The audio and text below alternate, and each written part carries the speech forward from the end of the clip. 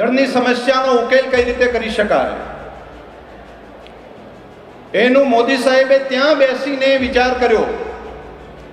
કે દેશના કેટલાક એવા જિલ્લા છે જેની અંદર પાણી સૌથી મોટી સમસ્યા છે અને તેનો ઉકેલ કરવા માટેની પ્રાયોરિટી આપવી હોય તો પૂરા ભારતના બધા જિલ્લાઓમાં સૌથી પહેલા પાણીની સમસ્યાનો ઉકેલ કરવા માટે ડાર્ક ઝોનમાંથી બહાર લાવવા માટે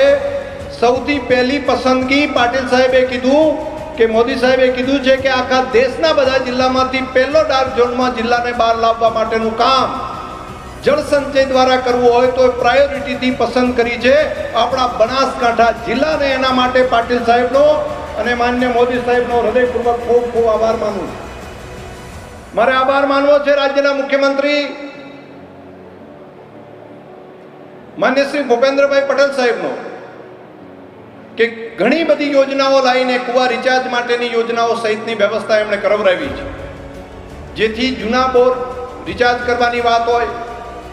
નવા બોર બનાવીને તળાવ ઊંડા કરીને વાવ કુવા ખોદીને તો આવડું મોટું કામ કરવાનું એક મોટું અભિયાન એના શ્રી ગણેશ બનાસની ધરતી ઉપરથી દેશની અંદર થઈ રહ્યા છે। દેશમાં બીજી જગ્યાએ કેચ ધ રેન, વરસાદને પકડો, વરસાદને પાણીને સંગ્રહ કરો, એના માટેનું આખા દેશમાં મોટું અભિયાન ચાલી રહ્યું છે। લાખો લાખો ટ્યુબવેલ બનાવવાનું કામ પાટીલ સાહેબના મંત્રાલય દ્વારા દેશના પ્રધાનમંત્રી મોદી સાહેબના નેતૃત્વની અંદર આખા દેશમાં ચાલે છે। મને થોડા સમય પહેલા પાટીલ સાહેબે વાત કરી કે બનાસકાંઠા જિલ્લો, બનાસવાસીઓ, બનાસ ડેરી આ કામને ઉપાડી લે। તમારે તો પાણીની સમસ્યા સૌથી વધારે છે, તમારે પાણીની જરૂરિયાત પણ સૌથી વધારે છે અને આ આહવાન ઉપર મેં આ વાત જિલ્લાવાસીઓને કરી, બનાસકાંઠાવાસીઓને કરી અને ગણતરીના સમયની અંદર એક અઠવાડિયામાં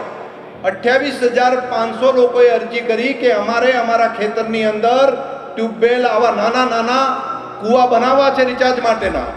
એટલે નાનો 8 ફૂટ ઊંડો 4x4ના વોલ બનાવીને એમાં કપચી, ગ્રીલ, મોટા પથ્થર નાખીને વરસાદનું પાણી, ખેતરનું પાણી ખેતરમાં રહે, ઘરનું પાણી ઘરમાં રહે, ગામનું પાણી ગામમાં રહે, એના માટેના એક અભિયાન તરીકે 28,500માંથી આજે પાટીલ સાહેબ અહીંયા આવ્યા છે, માન્ય મુખ્યમંત્રીશ્રી અહીંયા આવ્યા છે ત્યારે આજ સાંજ પડશે ત્યાં સુધીમાં 6,000થી વધારે કૂવાનું કામ કદાચ આજ સાંજ પહેલાં સાહેબ પૂરું થઈ જશે। આ એક જન ભાગીદારીથી આ વ્યવસ્થા થઈ રહી છે સાહેબ।